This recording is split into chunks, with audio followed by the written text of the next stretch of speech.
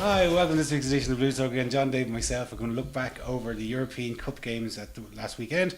Look forward to our semi-final against, who are we playing again? Ulster. and the other semi-final, Glasgow against Connacht. So boys, we start off on last Friday night's game. Harlequins lost comprehensively, I suppose, to Montpellier. I wouldn't say it was comprehensive. No, maybe not. I mean, there was one try, converted try in it at the end, and you know, Ben Boddicker had a brain fart of massive proportions. But as you can see, I'm wearing the colours of our new European overlords. South Africa 2. South Africa Europe 2. 0. Europe 0. An extraordinary number of South Africans on the Montpellier team. 7 on the pitch, 1 on the bench. Only 2 French started for Montpellier. And 3 more on the bench.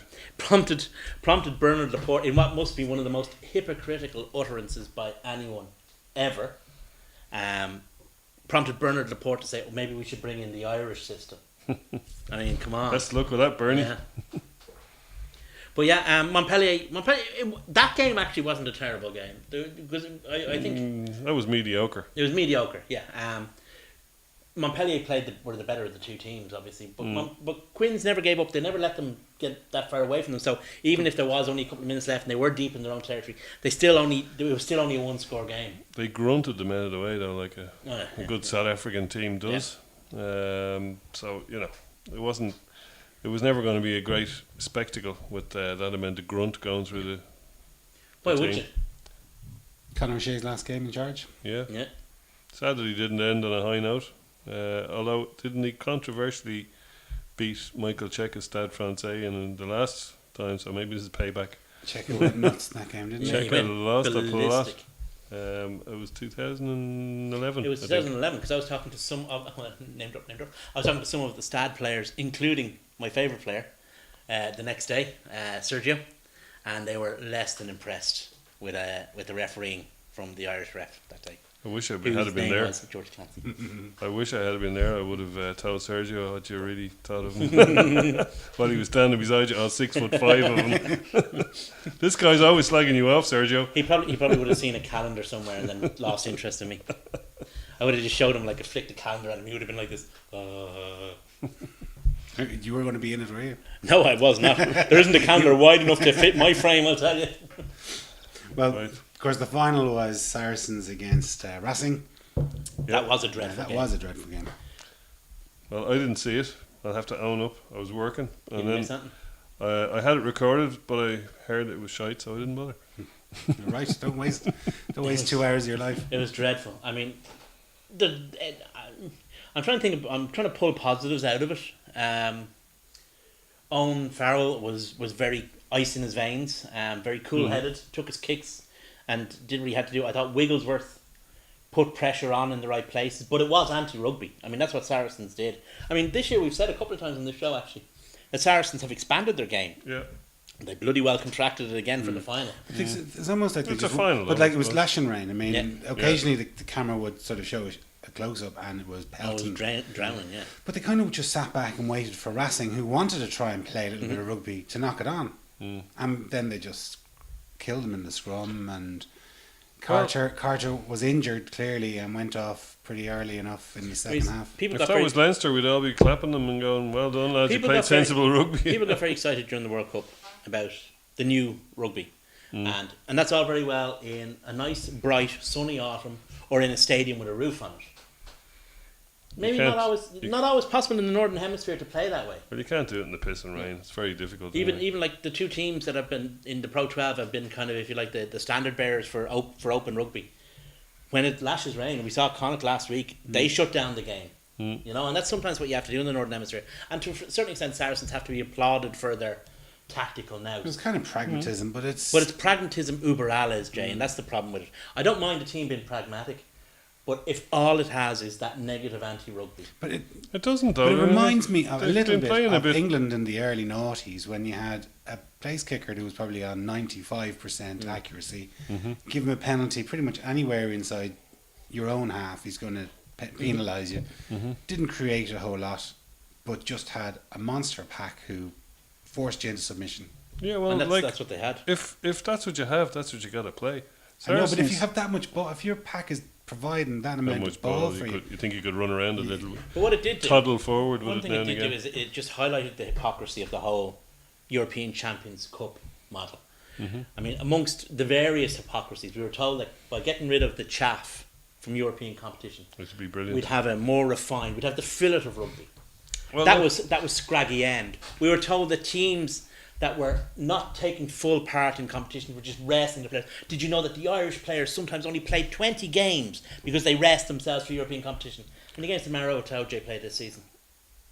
That was his 20th game. similar, yeah.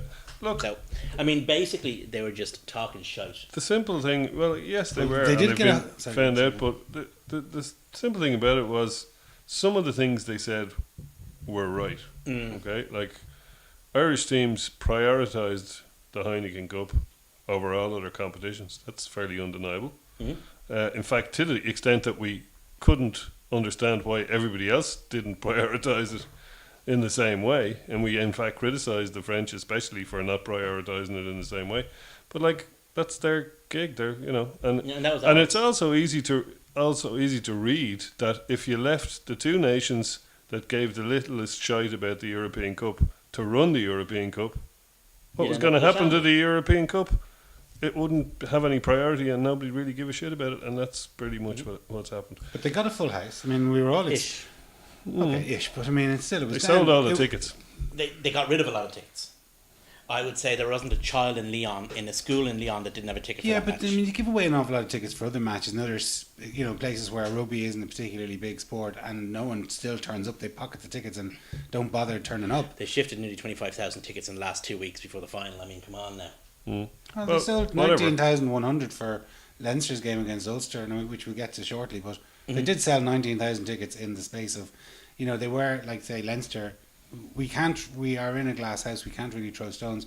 Leinster did give a fairly significant reduction of 25%. Yeah, yeah. On the There's a on difference season between ticket. giving a reduction I to, know to, that, se- I to know that, season but, ticket holders. but people than try there and is shift to- tickets in various different Yeah. ways. Saracens might do it in Wembley because they've got 90,000 seats to sell by bringing in Tiny Templar. Tiny Templar and giving a tenner a ticket. That's fair enough. But Jason's like one of those dads. You can't quite remember the names of the bands. So he is. I know, yeah, it's sad, really, isn't it? No, it's sad when you can remember them. Yeah, that's possibly the other side of it, yeah. And they're not that worth remembering, really. And now I dance like my dad as well. So. But yeah, so but like the thing about you were making a good point there about the ERC or the former ERC who's running European rugby. Like, do you think do you think the second year of the tournament was a success at all? No. I don't know, but like as I said, it was kind of inevitable when the people who are running it are people who don't really love it as much as the people, and see, even the French and But you see, no, this is the thing. France always had good television viewing figures. yeah, and Always. it's shit now. It's shit now. Being mean- sports are getting like 40,000 people Yeah. watching the games. It's crazy. I mean, whatever about people talk about France's attitude to the tournament, but they always got good viewing figures. They're not getting them now. No.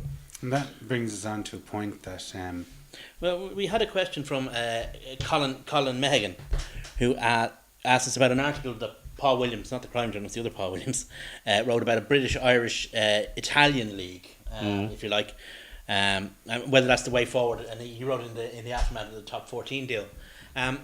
I would suggest that would not be a million miles away from what the IRFU's end game is. There's been an awful lot of talk. I mean, the Welsh like to talk about joining with the English. It's never going to happen. Well, it might happen, but the English have no interest in the Welsh whatsoever. They don't have much interest in any of us now that they've got their big dollar off. Yeah, but they do have interest. They have interest in people who can buy stuff and interest in people who advertisers think can buy stuff. And that's the Irish market. It's not the Welsh market. I mean, if you're looking at a demographic, the Irish market, rugby in Ireland is still an ABC One sport. It's not in Wales. It's C2D at best. Well, there you go. Marketing speak there from our Dave. but we've still got say 5-6 million people in this country. Like we're Birmingham, Yeah, yeah. Like, Yeah, absolutely, and that's why we're never going to be of interest. Like once they got that BT money, and now that the World Cup is out of the way and all that kind of stuff, are the English going to be interested? And the other big caveat is, would you like to have the PRL running the show of the British and Irish League? Would you trust them? Well, there's a question. That's the thing. I mean, I wouldn't particularly. I don't think a lot of people in England would trust them to run it. You know, they're stuck with them now, unfortunately. But you know, nobody has a great love for the guys running the PRL, even in England. So, the idea of a British and Irish or British and Irish and Italian league is very good, and it's possibly the only way we're really going to compete with the French in terms of their league and their financial muscle. So you know, because if we stay as the Pro 12. You know, we're third best league, and we're likely to remain so. Has the Pro 12 sort of failed as an entity? Like, I don't think it's failed at all. I don't think so. And as long as it's the best thing we've got, we're going to stay with it. You look at the state of the Irish, Welsh, and Scottish national teams, and okay, maybe slight dips and but the overall standard is raised. The teams are, and that's what it's there for in reality. I mean, it's there to provide competition for Irish, Welsh, and Scottish internationals. but it has never really captured the imagination of anyone outside. I think it's growing though, and it's now that Sky are broadcasting it. A lot of 20,000 people, and we could have sold 20,000 tickets coming down on Friday night for a semi-final. And I presume the game over in Galway has gone mental. Yeah. Tickets are just No, what I meant was like it's rugby in Ireland has been on a boom and has been for the last say 15 years. The national team in Wales, as we've mentioned hundreds of times, is the priority in Club Wales. Club Wales. When Welsh clubs play each other in Wales, they get pretty good crowds, as we saw from but not even just the matches like in the Millennium Stadium. When they do have home derbies over Christmas, they pull in a few bodies. They do, like, and Parky Scarlets gets a good old turnover. So does Liberty Stadium and so on. But when an Irish team plays against Cardiff or when a Scottish team plays against Glenetley, there doesn't seem to be that interest amongst the locals at all in the competition. No, but it's the best thing they're going to get, short of like a lot more people in Wales would fancy a British and Irish league than in Ireland or possibly Scotland. And sadly, they're probably less likely to achieve it. Like if we all went in together, we'd be much more likely to achieve something with a British and Irish league. But I just don't see what's in it for the English. They've got all the money. They've got why would they mess about with us guys? You'd be bringing more money. Yeah. 5 million people. You see, you have to remember there's a slightly different demographic in Ireland than there is in, say, in Wales. Or 5 million in Scotland, there's 3 million in Wales, and there's 6 million in the whole of Ireland. Ireland has a huge take up, for example, of pay television, much higher than in the UK, than per capita. The Sky subscriptions, BT subscriptions are massive in Ireland, massive. I doubt the BT ones are, but they're still big compared to the actual people who buy a BT subscription, as opposed to who get it for free in the UK. People who buy a BT subscription in the UK, Ireland's way ahead. You've also got the situation in public houses where pubs have Sky and BT subscriptions. You'd be surprised in England how many pubs don't have Sky. Like how every hard pub, it is. Every pub in Ireland has Sky, pretty much, right? And it costs a fortune. I know, but if you go to the UK, they go, "Oh no, I don't have Sky here." Yeah. And like they actually advertise the pubs that do have it. They've got banners right outside their premises. Yeah. It's such a thing. Like, so, I mean, you've also got to. So you have to take into account that you have a different market. You have things that make Ireland attractive as a market that maybe Wales doesn't have. And to a certain extent, there's a certain amount of snobbery that has to be involved because the Irish rugby fan is more is wealthier than the Welsh rugby fan, is able to buy higher end products. I mean, that's the reality of it. It's more desirable to the advertiser. Yeah, and especially like we've all been to English grounds, and a lot of them, with the exception of probably Bath, very old, are in. They're kind of old grounds, but they're also in there's a lot of working class towns. Like Coventry isn't particularly a wealthy place. Leicester isn't. Traditional. There's a lot of stuff out around Leicester, and where a lot of the fans come from. Yeah, there's a lot more ABC1, as you'd call it, or whatever it's called. Mm-hmm. I mean, but like if you go around Sale, Bristol, there's a lot of kind of what I'm saying is though that when they all play each other, and there's not much to do and see in those particular towns. That's why when they come to Dublin, it's such a brilliant trip for them, whether it's an international or coming over.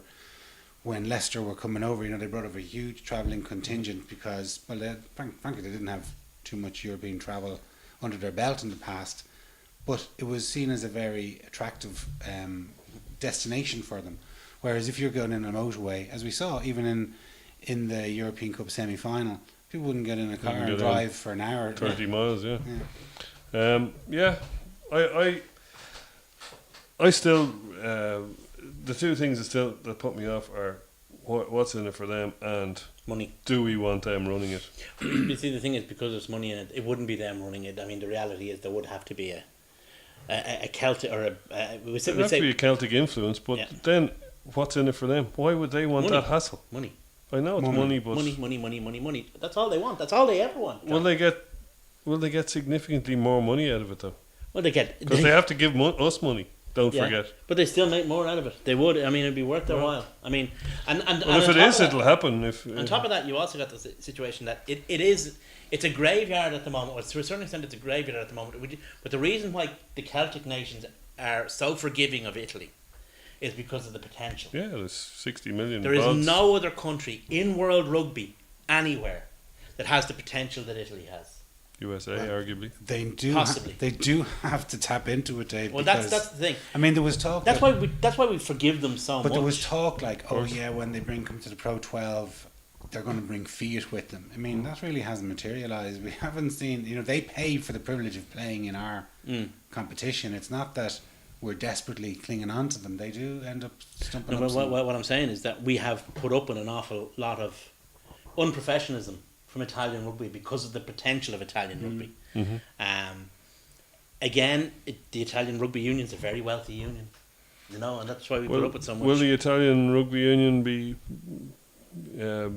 bring any more to the table or have less messing if the PRL are involved and it's a British, Irish and Italian league? It's hard to know. That's the question. I mean, the first thing we have to see is how they're actually going to react. I think that with Conor O'Shea going in there, Italian rugby has long been influenced by it's been a Francophile kind of, if you like, establishment. John Kerwin in there for a little while didn't really work out, but now we've got a strong, if you like, Anglo-Hiberno influence there in Conor O'Shea as director of rugby. I wonder what influence he'll have on the structures. One thing that you might see happening is that, say, they had a French coach for the last, say, 4 years, where it's quite acceptable in France that you try and win your home games and then just burn off your ways. Yeah. Whereas, and they kind of did that. I mean, they beat us, they've beaten Wales, they've beaten Scotland, they've beaten France all at home. Mm-hmm. Beaten France away too. They've beaten France away, of course, yeah. But generally speaking, and Scotland, if they come to Dublin, it's pretty much a foregone conclusion that there's going to be a 30-point margin. And they're not really going to try a leg beyond the first 10 minutes. Whereas with O'Shea there, you can guarantee he's going to say it's an international rugby, international lads. You're not going to, you're not going to just chuck your hat at it. This could be the only opportunity you have to play for your country. Well, Italy have had mixed success at under 20 level. So it'll be interesting to see how he because apparently he's going to bring through a lot. He's brought through already. It's a younger squad, his first squad. So it'll be interesting to see how he does. But on general terms, in terms of the European structure, some might say that they cut out some of the chat by reducing it from 20 to 24 teams, or from 24 to 20 teams. If that is true, that is the only thing they've accomplished. Because on every other regard, it's an inferior tournament. I can't think of one. One of the things that metric. I said earlier that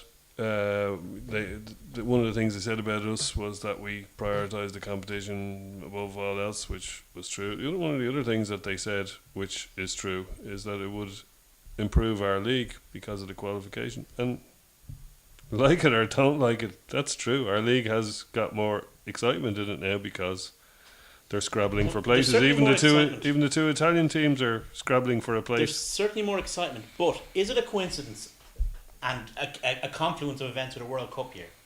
But have the last 2 years of the Pro 12 been the worst 2 years? In terms of quality of rugby? Yeah. Well, I mean, if you look at, you talk about, they say, the golden generation of Irish rugby. I mean, the Irish teams have pretty much dominated the Pro 12 and for a number of years, the Heineken Cup. But you take away, say, from that Grand Slam team of 2009, there's only a handful of those lads still playing. Like, I mean, they were young men at the time. I'm talking about Luke Fitzgerald and Rob Kearney, and there's very few else still actually Jamie Heaslip. play. Okay, one or two, but I mean, like Jamie Heaslip wouldn't have too many years left, I'd imagine, at the moment. But what I'm saying is, though, like that was 7 years ago. There's a huge amount of Turnover. the star names of that team are pretty much gone. Mm-hmm. And you know, if you take all of those out, we've only got 4 teams. You suck all of those big household names and players that were good enough to win a Grand Slam for Ireland and Heineken Cups for Munster and Leinster, and suddenly take them out. Not alone are you weakening their individual teams, you're also weakening the league. Like if you don't have Brian O'Driscoll and Paul O'Connell and Ronan O'Gara playing week in, week out, or every second or third week in the Pro 12, surely that's going to have a detrimental effect to the quality of the league. Depending on how many games they played. I mean, the Yeah, I accusation know, has but- always been that they didn't. I play know, the but I league. mean, Well, you also put have it this to- way: Dricko and Paulie wouldn't, but Dricko would be playing this weekend, and the following weekend should Leinster get into the final. The other side of that is that the lack of, if you like, consequence in the league meant that teams could play a more expansive brand of rugby. Yeah, but it also meant that, like, you know, Cardiff versus Edinburgh would have been a complete snorefest. Nobody, Or it could have been their, you know, we just rest all our players and give fellas game time for the last 4 games of the season. Because it really means remember nothing. both Scottish teams had their players taken out of the league there for one of the seasons. Just before World Cup, they pretty much standed everyone down from the end of the Six Nations. Yeah, it's 2011 World Cup, wasn't it? Could have been. I can't remember. But yeah, they definitely pulled out, and it was the last few games of the season, and I don't think either team were troubling a playoff. But Player us, interrupt us. exactly, They pulled out. suits you. So we play Ulster in the semi-final. As I mentioned, there's 19,100 tickets sold. It's a sellout. Looks like they kept those emergency seats from the Claremont game and put them back in. Yeah. Interesting that it sold out so quickly. I can see a lot of Ulster fans at that. Even though it's a Friday night, there would have been a lot more if it wasn't. If it was a Saturday night, but Leinster fans haven't been buying tickets fast enough in previous games. We don't generally sell out semi-finals either. I mean, we usually, because we're in Europe. Well, you have to remember this is the first opportunity for the lesser spotted Glory Hunticus Vulgaris to come onto the stage this season. It's the first chance that Leinster have given them. So they'll all be out with their creases in their jersey and their newly ironed flags. You know. God bless them. Well, we like their dollars, you know. Yeah. But yeah, I'd rather have a few of them with Leinster jerseys on than having Ulster fans. I know. I mean, the game against. I'm still irked by the game against the turnout for the game against Edinburgh. So I'm still irked by that. That was a very important match. And nobody showed up. If you were there, or you had a legitimate reason for not being there, fair play to you. But you know, there were a lot of seats empty in that match that shouldn't have been empty. Yeah. Well, anybody who watches this program, all 4 of them, and possibly the dog, were there. Yeah. So, you know. So we got a bit of bad news, I think, during the week. O'Brien pretty much definitely out. Rob Kearney's touch and go. Yeah. Lukey's touch and go. I think Rob and Sean are pretty much Gone. Yeah. gone. Luke is 50-50. This is from what I've read about the press conference basically today. So Luke is 50-50. We could do with him. We could do with him, because we are very one-paced without him. McFadden is out as well, still banned he's until suspended, next week sometime. In fact, it's Sunday or something. He's suspended until, I think. Would he be back for the final if we got to I it? think he technically would be. Yeah. But we are very one-paced without. We are. But then we've always been one-paced since Dennis retired. We've always been I one-paced. don't think the ball is going to go too far out the back line, though, in fairness, too often anyway. I think it's going to be kept tight. Have we any idea what the weather's going to be like?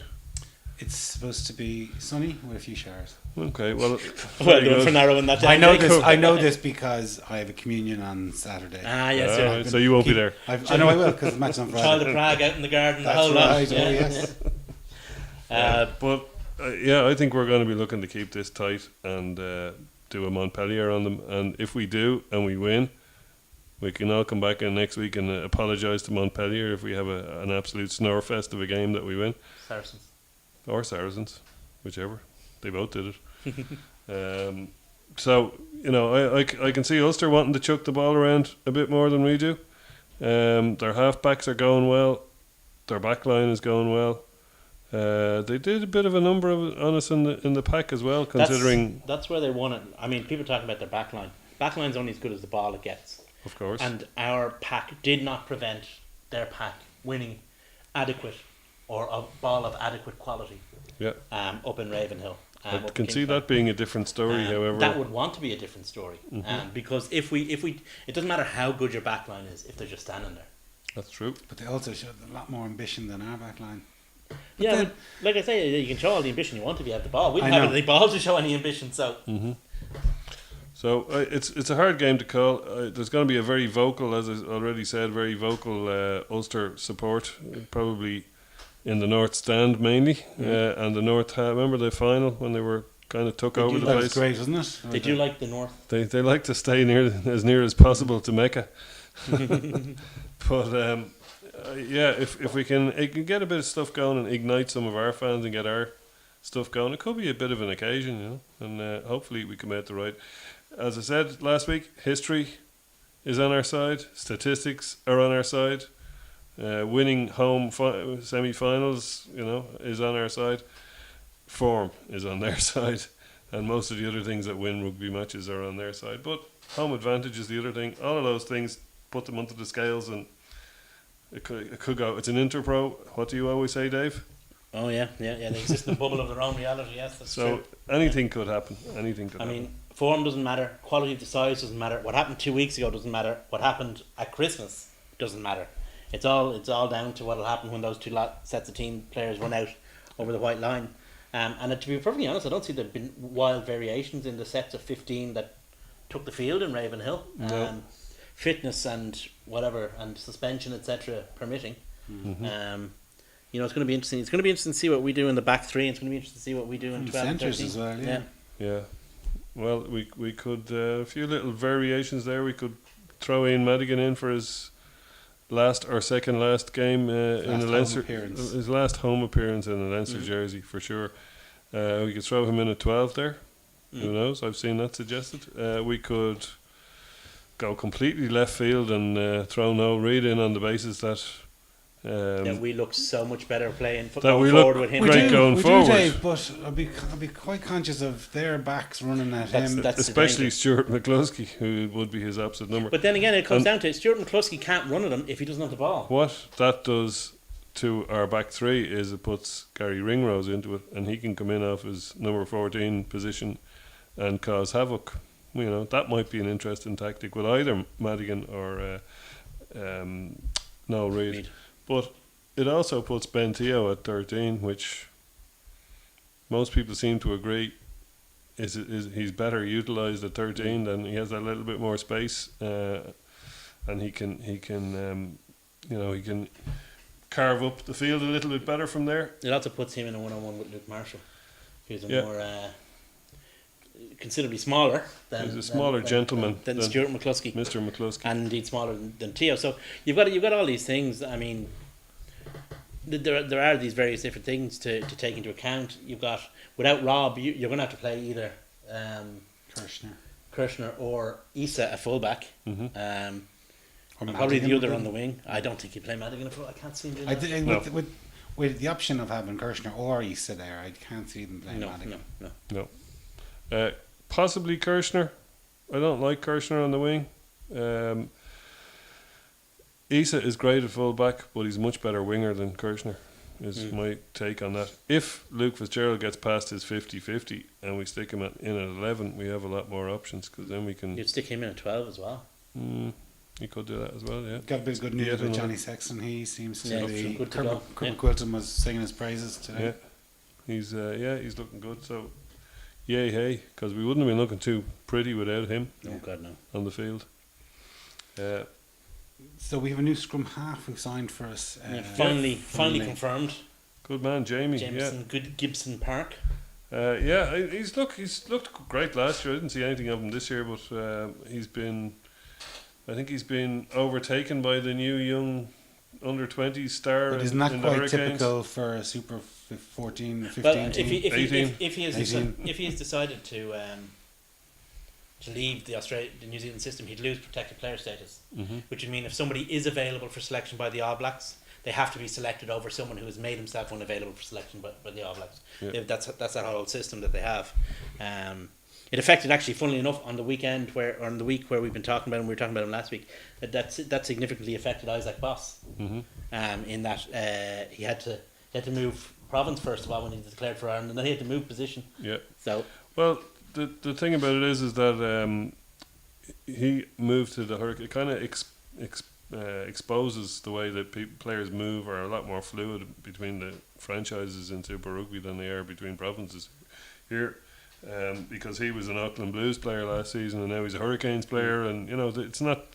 It's kind of like different badge, different. We're all Blacks. It seems to be the thing, because they're not actually provinces; they're franchises built upon provinces. So you see guys playing for a certain province in the NPC, and they could be playing their Super Rugby at the other end of the country and going back to the. You know, it's all very fluid, and it doesn't make sense to us looking at it from a provincial mindset. But the other good thing about it is, since he's said he's coming And here, the same in Australia as well. I mean, yeah. like some players play for 3 or 4 or 3. They move around a lot. provinces in Australia.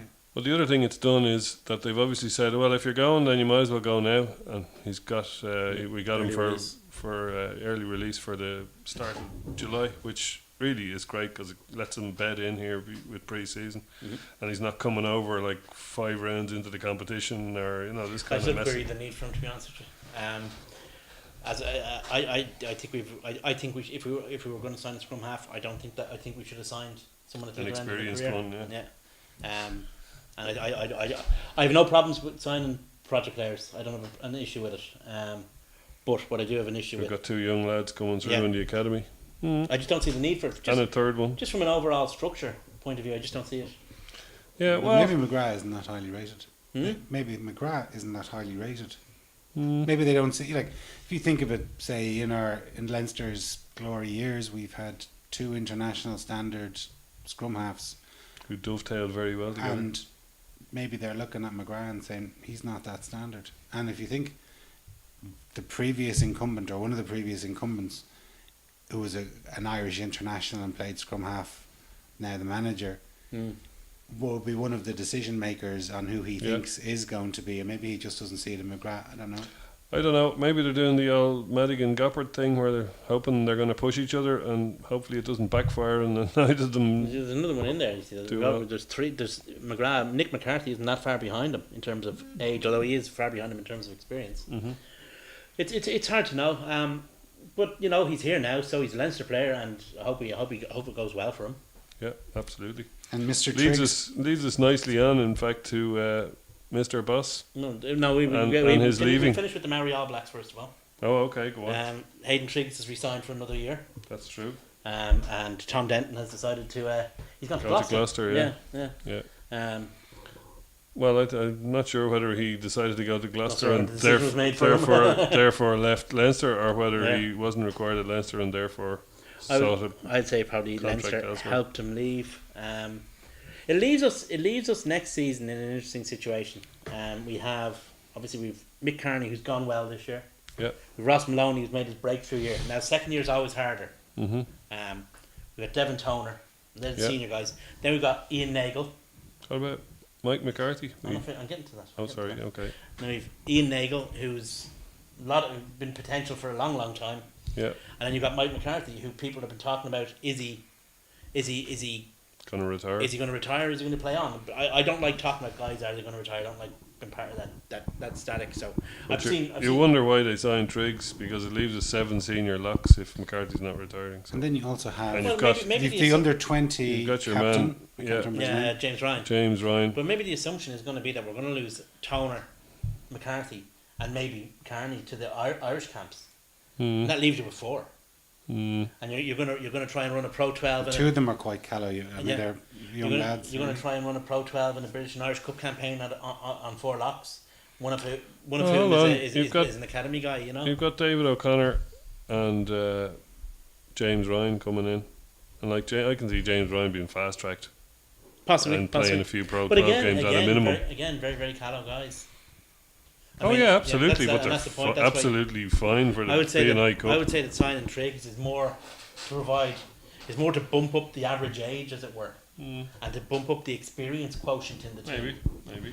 When a lot of when the Irish senior guys are away, Don't get me wrong. I hope against hope that Mike McCarthy will be tugging out for another I year. think he's been a very good He's player. another for us, yeah. year, and he's a great player, and he's another year in his contract for us, as far as Yeah. I know. So hopefully he's here to. Well, they sent him over for the Pro 12 photo shoot, so hopefully he's okay. He's okay to fly anyway. Good. Yeah, they set him down, didn't they? Because Yeah. of his concussions. Yeah.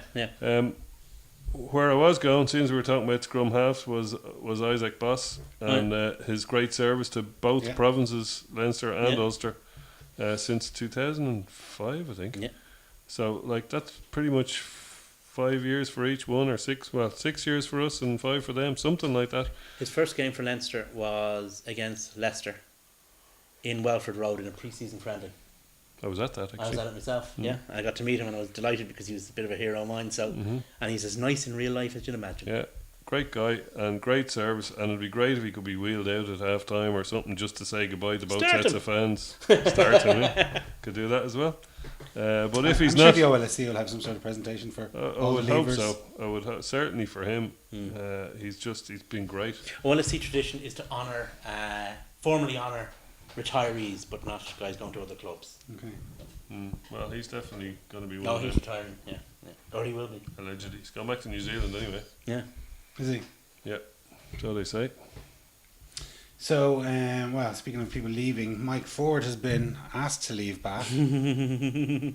he? It hasn't been his decision, no. I don't think so. No. Brucey wasn't impressed with his 9th place finish or whatever He it didn't bring in was. the Brucey bonus. I mean, Quick Dave. it's unfortunate. I mean, I like Mike Ford. He was a good coach for us for a long time.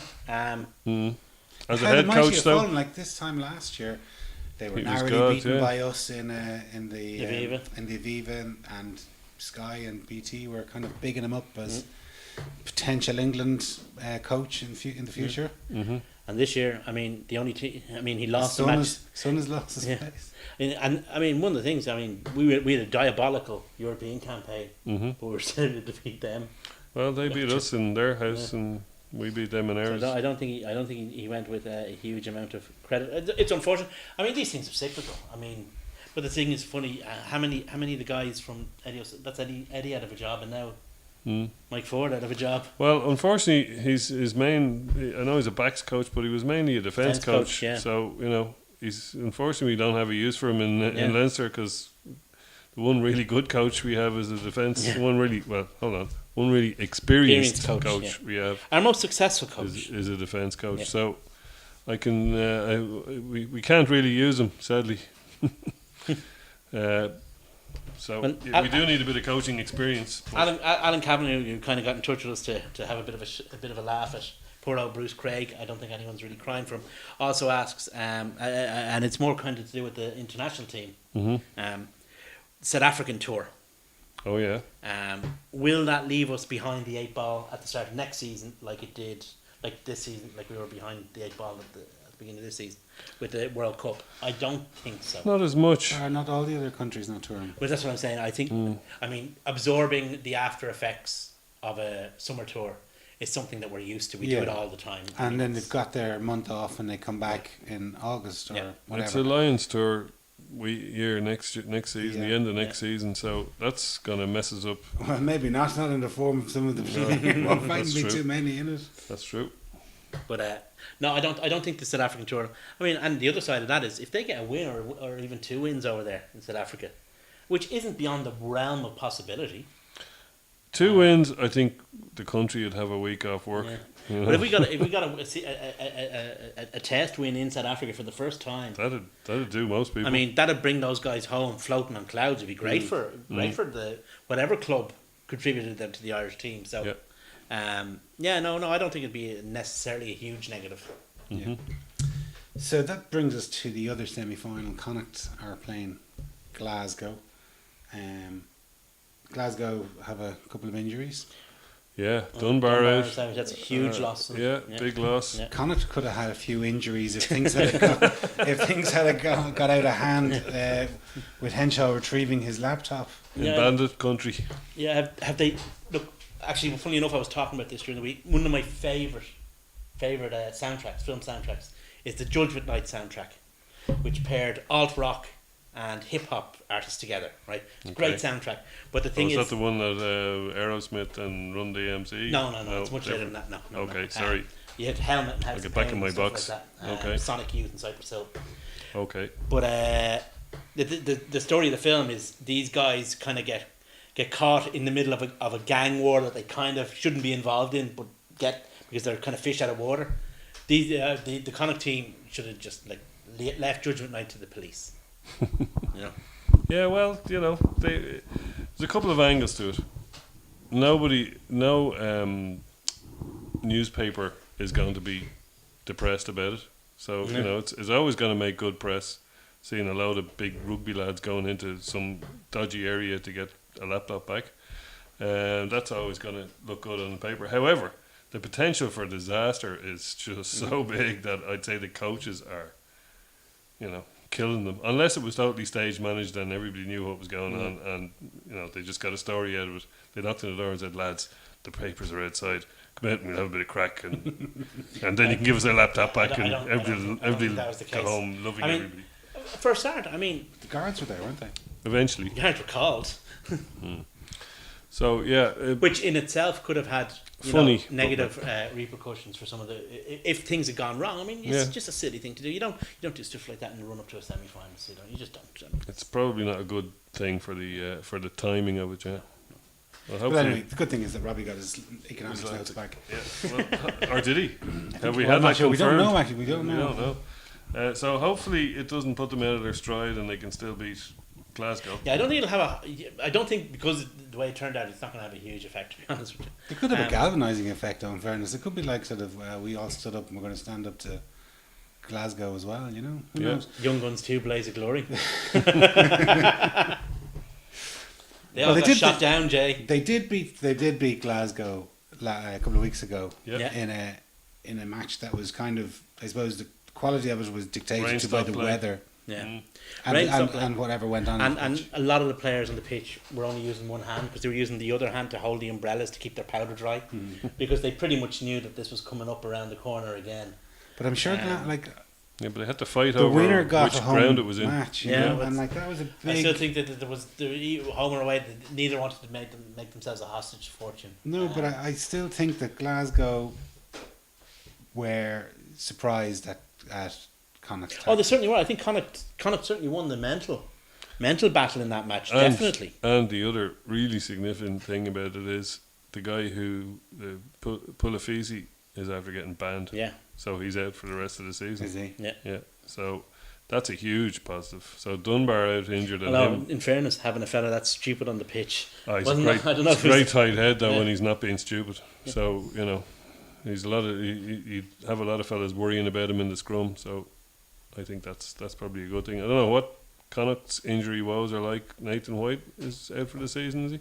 what I understand, they haven't changed from the game against Glasgow. I think they've pretty much got the same squad available to them, which means Dennis Buckley is out for the season. No, he's definitely out yeah, for he's the out. season, Yeah.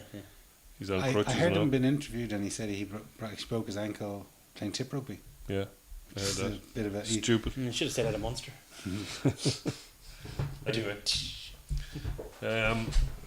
he'd be a very useful man for this game. So I mean, I'd say he would have been touch and go with Bundy Aki for Player of the Year. yeah, definitely. It's surprising actually he wasn't nominated for, or sorry, not nominated, but wasn't included in the Ireland get together. Like he was one omission that I was surprised at.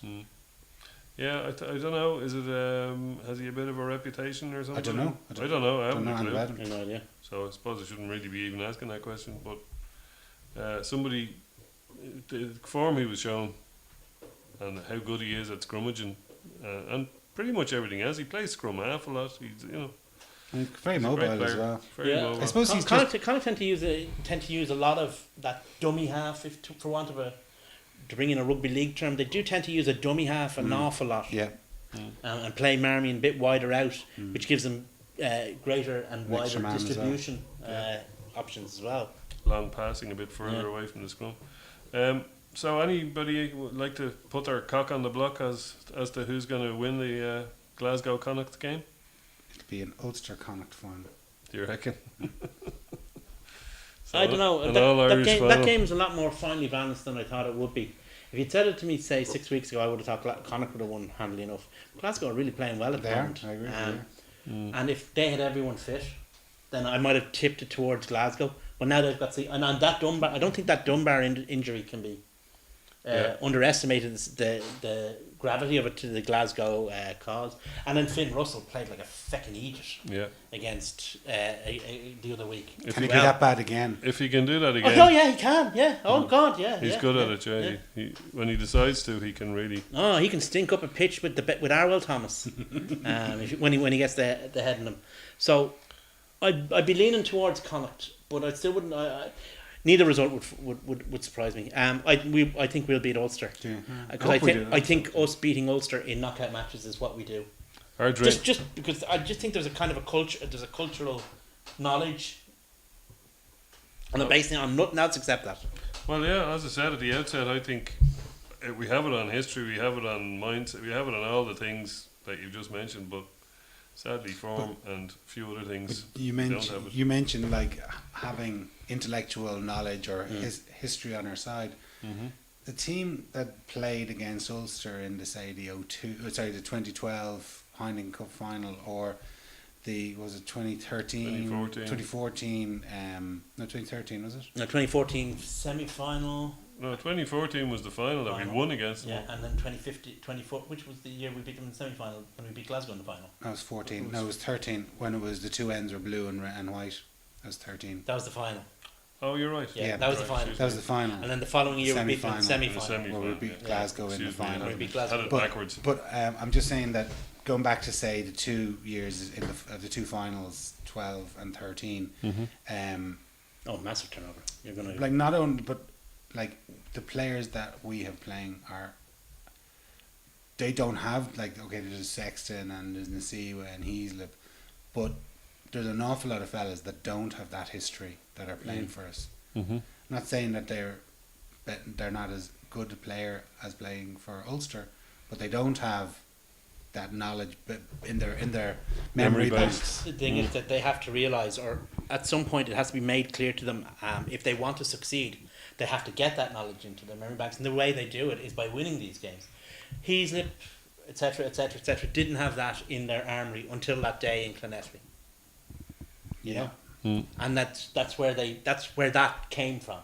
So this is the next generation's mucky day in Clonettery, if they choose to take it. Well, they have to stand up to the plate, Dave, because Oh yeah. with the exception of the Bath match in the RDS, we pretty much we've had fairly mediocre performances this year. Okay, we've won some games, but We've obviously won a lot because we topped the league. we have, but like We haven't you lost have a to- single home game. But you have to judge the quality. league. Like, I mean, we've been playing pretty rubbish all season, and we still top the league. Any other time we would have played Munster, or certainly Munster for 10 years. The way we played against them in the Aviva Stadium, they should have won that game. Now was a combination of luck and very poor management by the Munster team that facilitated us, gifted us that game. And there's been, we went down to Galway and were a poor second. We were beaten up in Ravenhill by obviously Beaten Ulster. out the gate. We were beaten fairly comprehensively by Should we let them Glasgow. win that just to get their heads But inflated? what I'm saying is that in all of our big matches this season, Eventually, it's going to have to come down to the fact But this that team the players needs- have to take responsibility, because this year, okay, Callow coach. Last year, terrible coach. At some stage, you're going to have a coach that they can't blame it on. but Very like true. they have to stand up for themselves now. Yeah, and- they have to grow a pair, whip them out, and win the Mickey waving competition. because They do. but At the end of the day, they have to show they have balls. and we've I've said it, you've said it, like we keep going back to our glorious past. Those days are gone, and they're And in the past they shall remain. yeah. But this team has to write its own history now. It can't be, oh, but sure, look, we're depleted because Drico is gone and X, Y, and Z are all retired. This team is now its own team, and if they don't, then this team needs to be dismantled and a new team put together. Well, here's to a Connacht Leinster final, is all I can say. I don't know. I agree with you entirely. At some point, they have to take responsibility for their own actions. They have to take responsibility for the results that they get. Now, it's easy to take responsibility when you're winning. So, what would be in their best interests is to keep winning. But sometimes you do have to take a hard loss every now and again. And maybe that game in Ulster is that hard loss. That, if you like, that truth teller that shows them Hopefully how it is. far they are off where they have to be, but maybe points to the direction they have to go in. I hope so. Because if they play like they played against Ulster, they're going to get wiped off the field again. And this time it won't be acceptable because it'll be on their own patch. Yeah, and losing a home semi-final is, the first team or potentially We would be the team. first team if we were to lose it because our semi-final is on first. Exactly. Yeah. So we don't want to be the first, like the All Blacks. They never want to be the ones that are wearing that jersey the day they lose. So we don't want to be the ones wearing that jersey. The very first Kiwi team that loses to Ireland, which will hopefully someday happen. Nobody wants to be wearing that jersey, and we don't want to be wearing the same. For the first team in history to lose a Pro 12 semi-final at home. Just in case people think we're being constantly negative, the other side of it is that I believe that this team is good enough to beat Ulster. I believe this team is strong enough mentally to beat Ulster. And I believe that this team has the will to, as you say, create its own history or to start writing its own chapter in the history of Leinster. On Friday night, we'll see if they do it. Anyway, thanks very much for watching, and thanks a million, boys. Cheers.